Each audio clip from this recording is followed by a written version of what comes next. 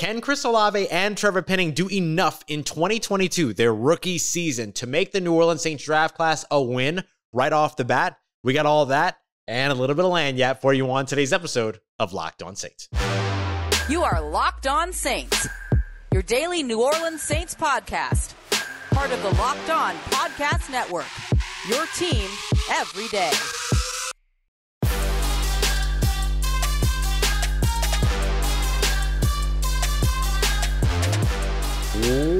What is good, Who Dat Nation and Who Dat family? Welcome into this Thursday episode of Locked On Saints, your daily podcast covering the New Orleans Saints, part of Locked On Podcast Network, your team every day. Thanks as always, making Locked On Saints your first listen of the day every day. Don't forget that we are free and available on all platforms, including on YouTube as well. And I'm your host, Ross Jackson, at Ross Jackson Nola on Twitter. You can find me over at USA Today's Saints Wire, Tuesdays on Locked On NFL, and here with you every single Monday through Friday on Locked On Saints. And today's episode is brought to you by our friends over at Blue Nile. Make your moments sparkle with jewelry from BlueNile.com. And Locked On Sports listeners get $50 off for purchases $500 or more.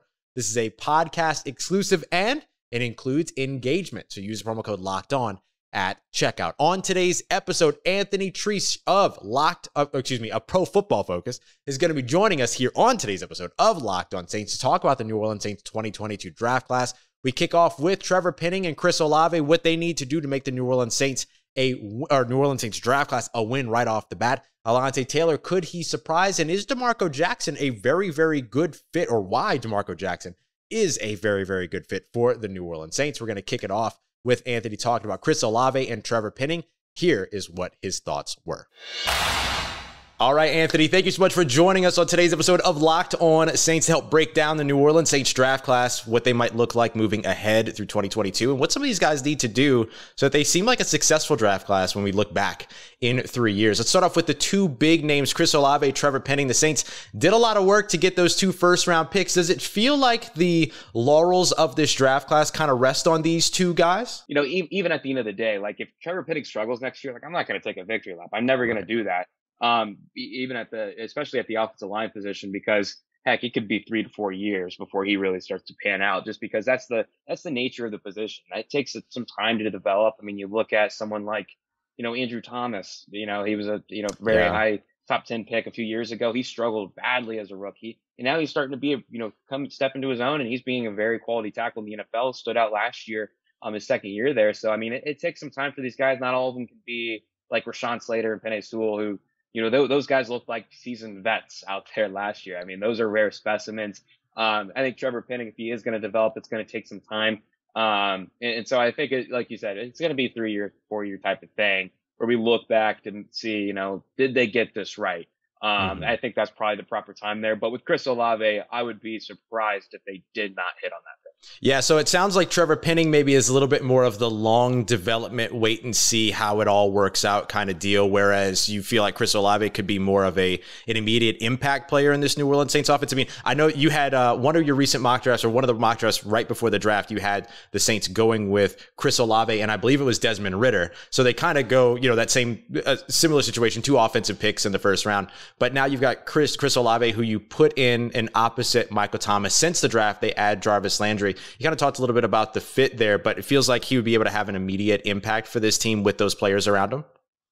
Yeah, honestly, I think the only thing that would stop Chris Olave from being a productive player, pretty close to right away, is the quarterback position. I think as long as the quarterback position is stable, then I think he can be productive. That's a pretty big if, just given the nature of that room right now. Of course, Jameis Winston, I think like his career path as far as just like this public sentiment of him is very interesting. I think he's getting a little bit overrated now when I thought he was underrated before. Interesting. Yeah. And so I think the injury also plays into a part of that. Like he had a really major knee injury, and, overcoming that's not easy. And he did, impress before that injury occurred early last year. But even at the end of the day, I mean, this is still a mid-tier starter who, I think in his best year, a lot's going to have to go right. And we've seen quarterbacks have these types of seasons, right? They just kind of stand out and, have that one hit wonder, and they have that year. He has the skill set. I mean, he can make some special throws, Sure. Just kind of, cleaning up that decision making. So I think as long as the quarterback position is stable, Chris Olave is going to be productive. That's no matter who's under center. Yeah. For New Orleans. So that's really my only worry there. Even with Michael Thomas and Jarvis Landry, I think he's gonna find a way to get some touches there. Do you feel like the quarterback situation in New Orleans is a little bit more stable this year than it was last year, just simply based on the fact that Taysom Hill's not going to come in and take like 40 quarterback snaps throughout the first 4 games? And that's a fair point to make, and I would probably agree. I didn't even think about that. But yeah, it probably is more stable than last year, because that was the other thing. Right. Last year, you never knew. And Taysom, he's got a unique skill set. Made a lot of money. Tip of the cap to him. He can be a good addition in certain spots, but yeah, quarterback, it ain't it for him. It's not his spot. Yeah. Yeah, it's not. So yeah, I would agree with you. As knowing like he's not going to be the guy, and knowing that you're probably not going to have to trot out Ian Book anytime, at least with Andy Dalton there, who he's not the best, but he's just a game manager, right? He can get you through if you need him to. He can run your offense. Yeah, exactly. I mean, he's not going to make those superhero throws anymore, but that's at least the most encouraging. So I think that's a good point. I think it is a little bit more stable this year than last. When you look at these two guys, Trevor Penning, Chris Olave, what would you like to see from them this season, maybe over the course of the next few seasons, to kind of be able to look back and say, okay, the New Orleans Saints, they did what they needed to do and it worked out?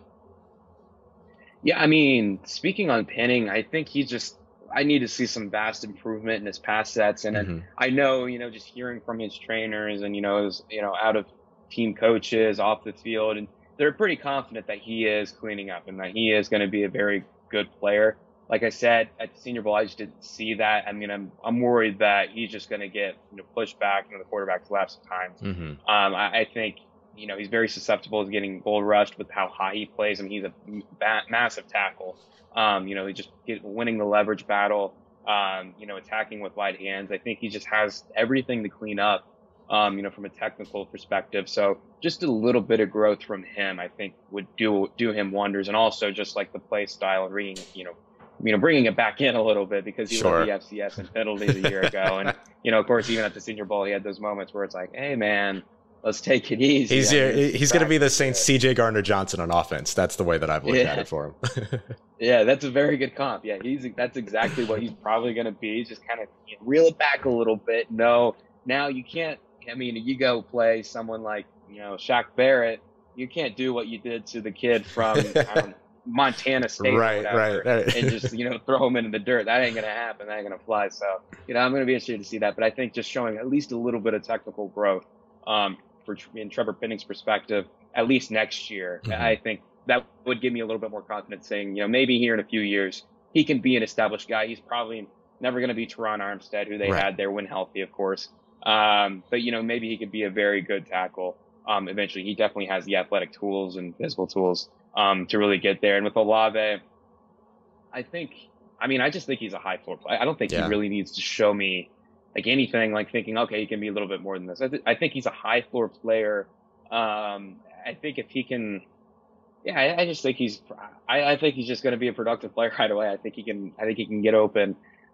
He can catch the ball. He can win vertically. Like I said, the only thing that I have, worries about is just being limited with what he can do after the catch. That's just not his game. Kind of just being a one-trick pony. But honestly, I just don't think that's ever going to be something that he can fix. Like, he can't really develop on that. I don't think. I think that's just the way he is. Maybe it changes, but I think that's just kind of his game. Again, that's still a very valuable player and a very good, number 2 there. All right, family, much more with Anthony Treash coming up on today's episode of Locked On Saints, including why Alontae Taylor could potentially find his way to the field in 2022 on the defensive side, not just on special teams. We got that coming up for you as we continue on with today's episode of Locked On Saints. But before we get to that, I want to tell you about our friends over at BlueNile.com. BlueNile.com, you can celebrate all of the special moments throughout your life by whether you're looking to create a custom engagement ring for the person that you love, or you're looking for a classic, timeless jewelry piece to celebrate or mark a special occasion like an anniversary, a birthday maybe. You're looking for maybe a tennis bracelet or a diamond-studded earrings, anything like that.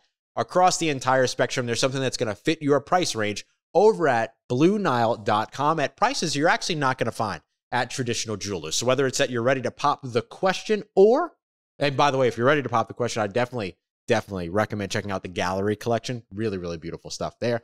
Or you're celebrating a milestone moment, you'll be able to find jewelry that fits in your budget, and you're going to find all of it as unique as the person that you love with the modern convenience of online shopping at BlueNile.com. And as a part of that modern convenience is also 24/7 support over at BlueNile.com to make sure that you find the absolute right piece that you are looking for 24/7.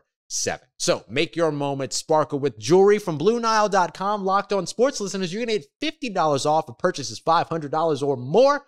This podcast exclusive does include engagement, so just make sure you use the promo code Locked On at checkout. That's code Locked On. Plus, every order is insured, it ships direct, and it arrives in discreet packaging so that it doesn't give away the surprise that's inside. So shop stress-free and find your forever piece at BlueNile.com today.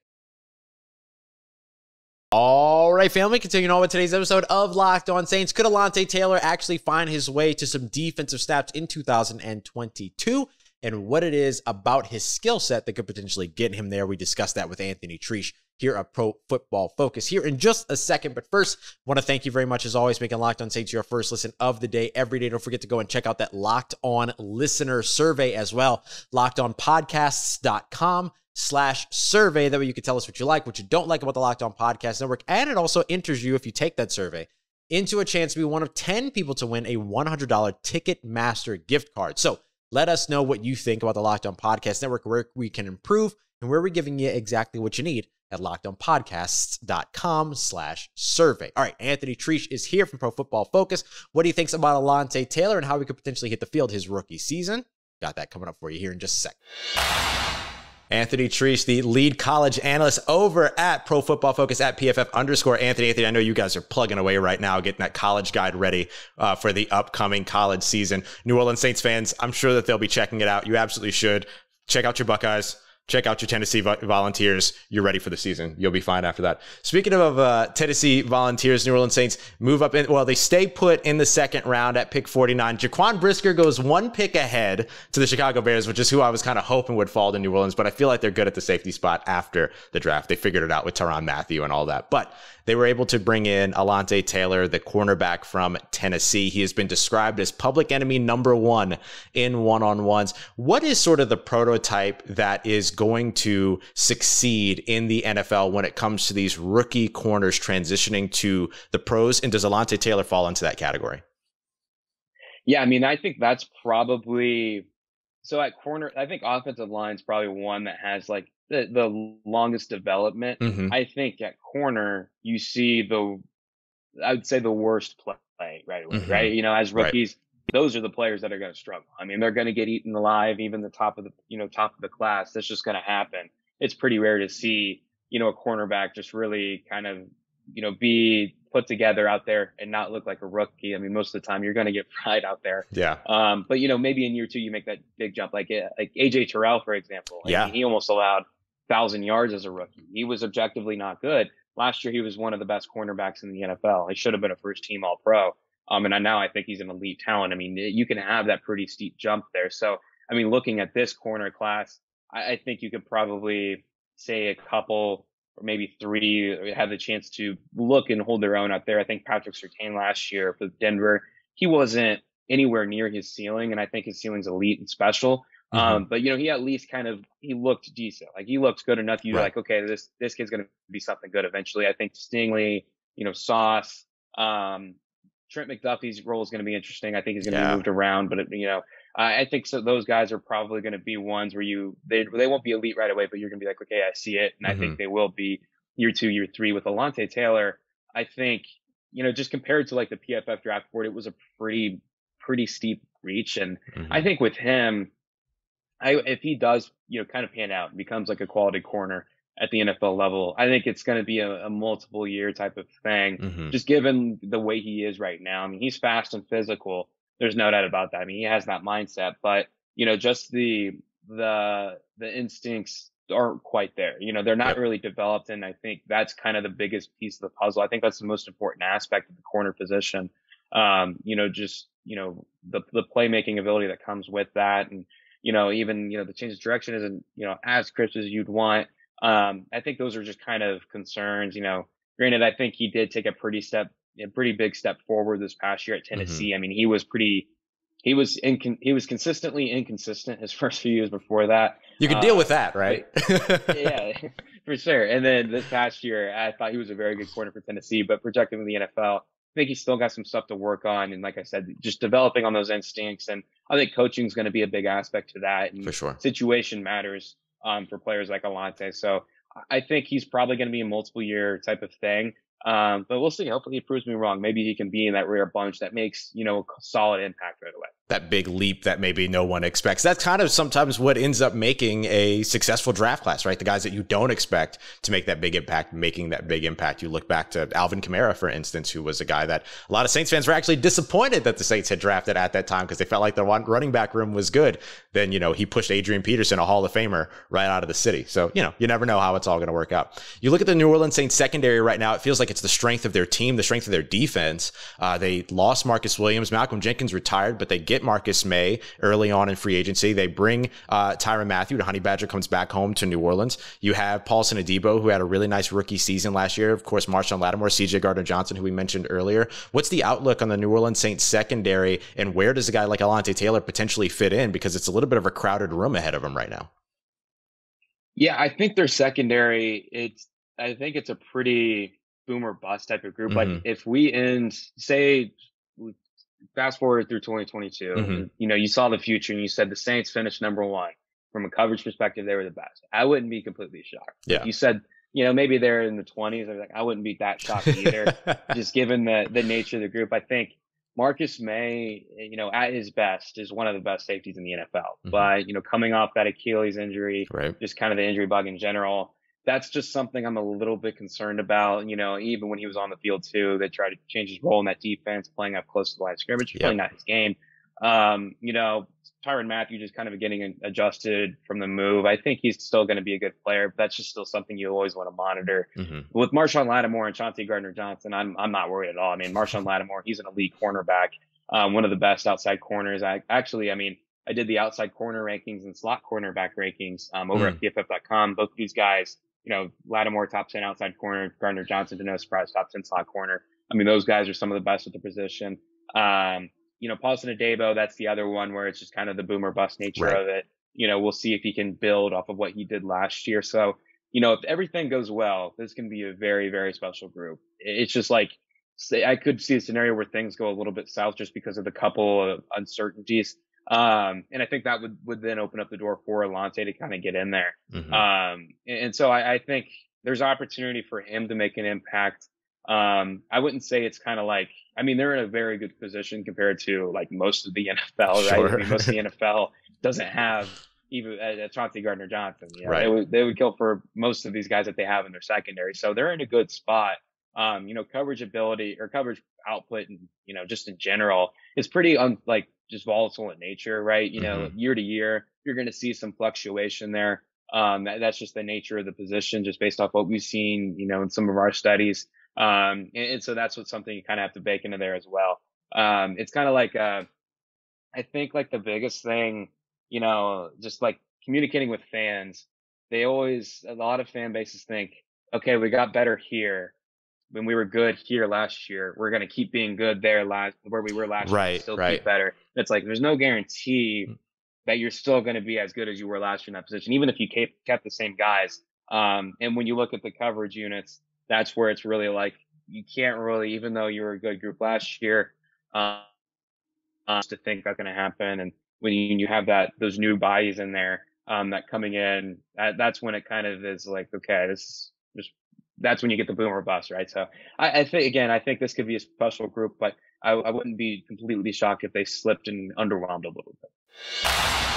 All right, family, wrapping up with the Jackson brothers here in just a moment, as Dennis Allen calls them, here with Anthony Treash, Demarco Jackson, Jordan Jackson. Could either of these guys see the field in 2022, and why Demarco Jackson is such a good fit for the New Orleans Saints defense? We got that coming up for you as we continue on to wrap up today's episode of Locked On Saints. But before we get to that, I want to tell you about our friends over at Built Bar. I've been telling you over the course of the last couple of days about these phenomenal mud pie Built Bars. They sent us a sample of them, and oh my goodness, y'all thought I loved the brownie batter Built Puffs. The mud pie Built Puffs are on another level. Like I said, it tastes like we've always said, actually, right? Built Bar is a protein bar that tastes like a candy bar. These taste exactly like they've got muskets, and there's 3 of them. That's the way that I'll say it. So you absolutely know and love the flavor, but you're also getting 17, 18 grams of protein in these things without all of the sugar and net carbs that you're going to get in a candy bar at the same time. So you'll want to check out that Mud Pie Built Puff. You can also get a sample of the Built Granola. You can get,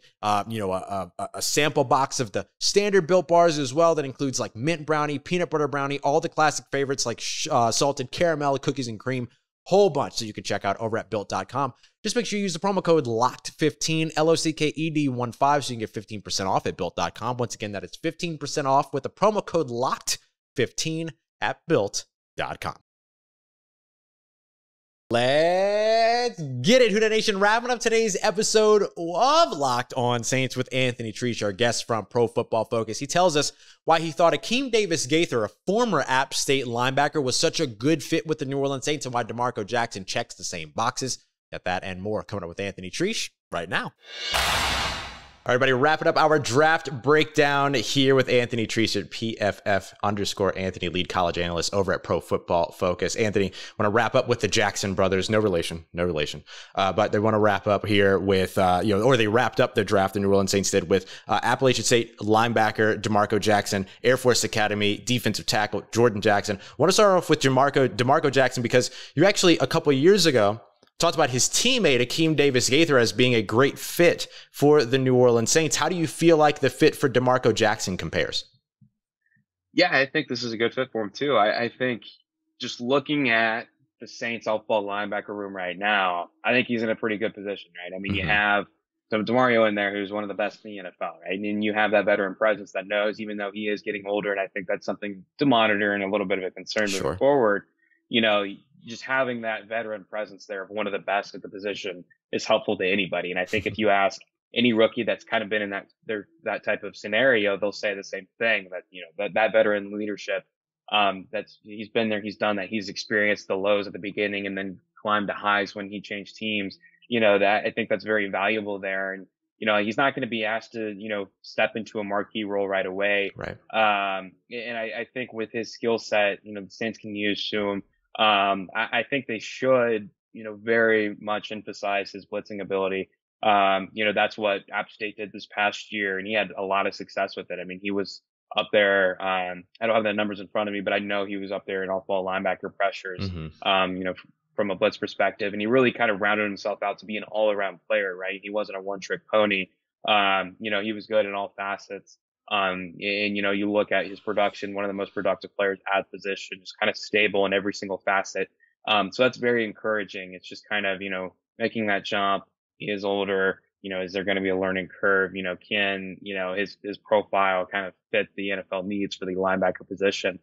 Those are just all the questions. And that's why he was a day 3 guy. But, on day 3, you take a chance on someone that's been highly productive, like he has been, one of the higher graded group of 5 off-ball linebackers over the last couple of years. So I think that it was a good selection for New Orleans. And I think he's in a good spot there as far as his usage goes. And, just like I said, being in a right situation to, be developed and be coached up to the best of his abilities. And he's got some time for all of that to set in, right? Because you not only have Demario Davis, but the Saints see a really big role, or let me not say a really big role, but a larger role for Pete Werner, the second year linebacker that they drafted out of Ohio State. Talked about them Buckeyes. They drafted out of Ohio State last year. How'd you feel about Pete Werner and his draft process? Yeah, I mean, Pete Werner, I'll be honest, I wasn't that big of a fan of the pick, but he was surprisingly really good for him last year, right? I mean, he was one of the better defensive rookies, honestly, in the entire league. Granted, it wasn't like a full-time role, right? We didn't see him from beginning to end as a starter, but, small sample size, you're encouraged, right? I mean, if you just say that in the preseason, like, hey, he's going to shine on a small sample, it's like, I would take that for any guy, right? Yeah, If you just show some promise, I don't care how many snaps you play. If you just show so you can play a little bit, I'm going to be encouraged. And, Pete Werner showed there's reason to be encouraged about his, further development there. He held his own out there. And so I think that's kind of looking back, they made a good decision there. So, hopefully, New Orleans kind of does that with some of their guys this year. And then Jordan Jackson rounded out this year's draft class, defensive tackle out of the Air Force Academy. Defensive tackle, interior defensive line, next to David Onyemata, kind of a question mark for the New Orleans Saints. Who will be that guy? Will it be Shy Tuttle again? Maybe one of these other veterans like Kentavious Street or Jaleel Johnson. But does a guy like Jordan Jackson have the ability to potentially surprise and push for maybe not a starting role, but for a defensive line that rotates like a hockey team, maybe some considerable snaps in 2022? Yeah, I'm going to be interested to see what happens with him. I mean, I hope he proves me wrong. I don't think he's going to, have as much success as he did at Air Force, right? I mean, from a pass rushing perspective, he was dominant. And, going up against kind of the smaller schools, I mean, he really did work him a little bit. I think for me, he gets the run, he kind of underwhelmed at the collegiate level. And that's when the size factor kind of came in. Right. And that's where I get concerned when you're in the NFL. I mean, that's the biggest knock on him. It's size and age, right? I mean, if you don't have the requisite, build, and you're not, young enough, the NFL is just kind of crossing you off. I mean, that's stuff they value, but the Saints scooped him up. I think they can kind of see something there. And, he definitely did have some very, very much high level moments as a pass rusher. But again, I just get concerned from a run defense perspective, is he going to be able to hold up? Because I think he could possibly get pushed around a little bit out there. So, I wouldn't be shocked if he got snaps. I mean, the biggest thing with that defensive line, just stay healthy and, and just, kind of get out there. So I think if everybody stays healthy, then, maybe we'll get to see him in some action, or even then. I just don't think he can probably, take on like a pretty significant role. I would be pretty nervous about. So, again, hopefully he proves me wrong. Excellent collegiate production, but I just have some concerns with how that's going to translate to the NFL level. Just, the size factor being the biggest one. For sure. I think New Orleans Saints fans get a little bit used to sometimes those day 3, 6th, 7th round guys actually making rosters, but across the NFL, that's not always the reality. So he'll have a lot to prove going into training camp here starting up next month. Anthony, before I let you go, a couple of notable undrafted free agents that the New Orleans Saints brought in as rookies this year. Smoke Monday, the safety out of Auburn, Abram Smith, the running back out of Baylor, Lucas Krull, tight end out of Pittsburgh. Anybody stand out to you as somebody to watch as training camp gets started next month? Yeah, I mean, Abram Smith is one. I was kind of surprised he was available there. I thought, heck, he was playing, linebacker a few years ago. And, what he did this past year, I think his production was definitely a byproduct of Jeff Grimes' scheme at Baylor, the offensive coordinator there. Jeff Grimes, in my opinion, should have won the Broyles Award for, top assistant coach of the year. I thought he was the best offensive play caller because that offense doesn't have talent at all. He made it look like it was a talented offense, but Abram Smith, I think, has a little bit of talent there. I mean, heck, Jeff Grimes made Zach Wilson the 2nd overall pick at BYU the year before. So, I mean, he has some magic to him. Right. But, with Abram Smith, I mean, he can take advantage of that. I think he's one of those, especially at the running back position where, you see a lot of those undrafted free agents at running back, they pan out and they have a role and, they're part of the committee approach. I wouldn't be surprised. Maybe it's not a right away, but maybe Abram Smith, he's one I'm keeping an eye on. I think he can be a safe approach to a committee. I don't think he's going to be, Alvin Kamara is kind of the difference, right? And he's still, I mean, everybody knows like running backs at the NFL level, they're not as valuable, as everybody, as they once were kind of proclaimed. And you can kind of see that now with how the pay is trending. Collegiate level, running back's very valuable. One of the most valuable positions in the game. That's a, longer talk that we could have another day. I don't think he's going to be, Alvin Kamara. Alvin Kamara kind of generates a little bit more value over expectation, just given his receiving impact. Abram Smith, I don't think is going to necessarily do that. But again, he could be a safe player in a committee approach. And at the running back position at the NFL level, that's what you kind of want for someone that's going to, cost next to nothing like he is as an undrafted free agent. So I wouldn't be surprised. He's one I'm keeping my eye on. It's great analysis on Abram Smith, somebody that Saints fans are going to be watching closely because Alvin Kamara could potentially be suspended for some portion of the season. Who's going to be the guy behind him? Is Mark Ingram going to be able to keep it up? So lots of potential there for Abram Smith to make an impact. He is Anthony Treash at PFF_. Anthony, make sure that you keep an eye out for the PFF College Draft Guide coming out here soon. And of course, make sure you check out Anthony and all the great work that he is doing as the lead college analyst over at PFF. Thanks so much for taking the time to come through, homie. It's good to see you. Yeah, of course. Thank you for having me.